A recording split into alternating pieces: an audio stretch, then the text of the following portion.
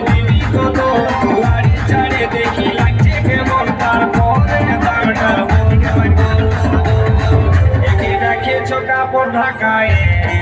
উটকায় নিয়ে বল এই যে রাখেছো কাপড়